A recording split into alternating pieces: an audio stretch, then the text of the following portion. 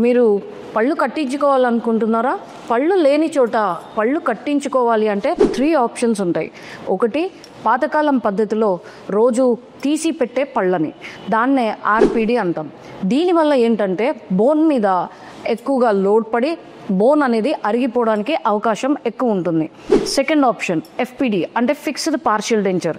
దీన్ని అటుపక్కన ఇటుపక్కన పన్ను లేని చోట పక్కన ఉన్న పళ్ళ నుంచి సపోర్ట్ తీసుకొని మేము దాన్ని ఫిక్స్డ్ పళ్ళు కట్టడం జరుగుతుంది. సిమెంటేషన్ చేస్తాం. మీరు తీయాలన్నా కూడా తీయలేరు అనమాట. కానీ దీంట్లో ఏంటంటే పక్కనున్న పళ్ళని మనం సాక్రిఫైస్ చేయాల్సి ఉంటుంది. Third option implants, the latest technique.